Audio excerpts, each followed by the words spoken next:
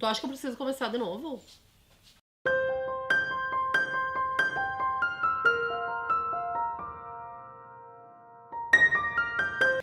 Hoje vamos falar sobre a culpa, esse assunto que toma uma proporção muito grande dentro de todo esse processo. E ele veio lá do Facebook quando a gente pediu para trazerem sugestões de pauta.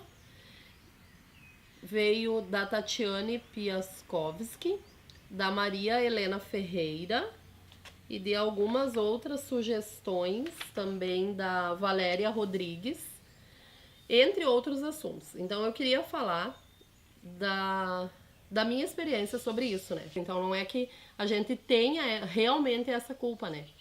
A gente sente culpa, não quer dizer que a gente tenha culpa.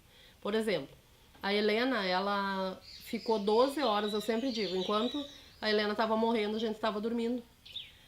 Eu comecei a medicar ela na segunda-feira. A Helena, ela tinha um sopro cardíaco, quem acompanha a gente há mais tempo sabe. A Helena nasceu de cesárea e com 10 dias foi feita uma revisão. Ela continuava com o sopro no coração e na respiração e ela foi medicada. Na segunda-feira à noite, foi às 8 horas, às 20 horas, foi o primeiro horário que eu dei o medicamento para ela. E quinta-feira à noite, na quinta de manhã, eu fui visitar meus pais e ela dormiu o dia todo.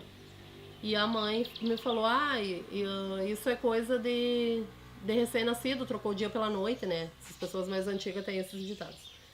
E durante a noite, a Helena acordou, chorou, e eu acordei e olhei pra ela, ela tava suada, assim, a roupinha dela que tava suada, o travesseiro onde ela dormia tava suado, só que eu não sabia que bebê recém-nascido não sou assim, igual a gente, né, de molhar roupa.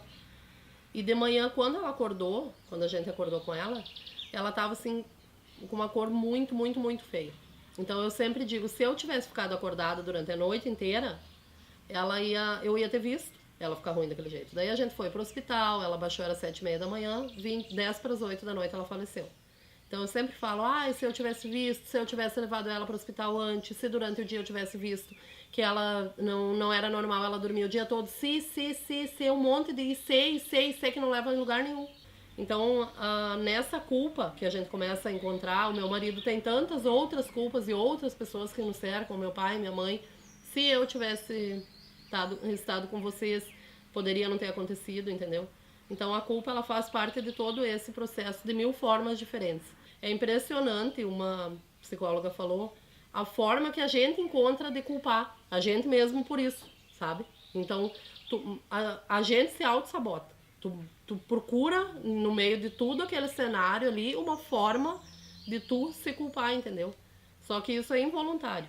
Então a gente tem que ir ao longo do tempo procurando uma forma de trabalhar com tudo aquilo ali e compreender que a gente, por mais errada que tenha sido tomada a decisão, porque eu estava exausta. Na minha realidade, eu estava exausta. Um bebê recém-nascido deixa a gente exausto, entendeu? Ele não dorme, ele tem que mamar toda hora, e isso eu não sabia, porque eu era mãe de primeira viagem.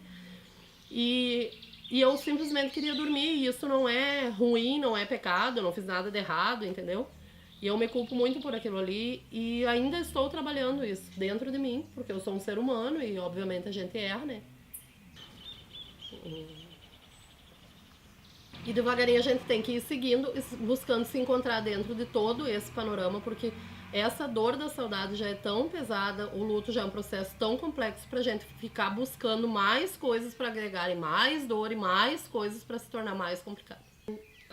Todas as decisões que foram tomadas, elas foram tomadas sempre pro bem. A gente sempre toma pro bem, entendeu? Por mais decisão que tenha sido tomada de uma forma difícil, ou que tenha sido tomada rapidamente, ou a decisão que é tomada, ela é tomada geralmente pro bem do filho. Ela nunca é tomada pro mal, entendeu? E involuntariamente 1000 decisões são tomadas por dia, entendeu?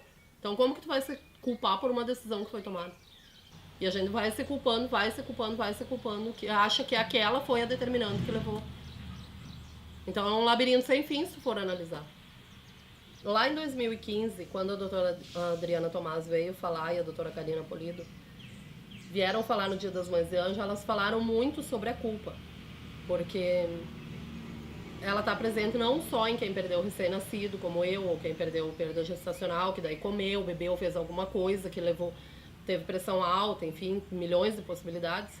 Mas também numa mãe que não ensinou o filho a atravessar a rua e ele foi atropelar, não ensinou. Ensinou, mas o filho não atravessou direito, ela ficou pensando, não, se eu tivesse ensinado mais, sabe? E ele foi atropelado, ou outras coisas. Elas falaram muito sobre a culpa, da gente não ter culpa e a gente mesmo assim encontrar alguma forma de se culpar. E foi ali que eu me dei conta daqueles tanto de possibilidades que eu me culpava e que realmente não era minha culpa. E daí eu comecei a analisar que tantas outras pessoas faziam coisas muito piores e o filho vinha com saúde e acontecia tudo bem. E que porque pra mim não teria acontecido tudo bem, então não era culpa minha, sabe? E tu começa a ver que não, nem tudo é culpa da gente, que realmente as coisas acontecem porque acontece.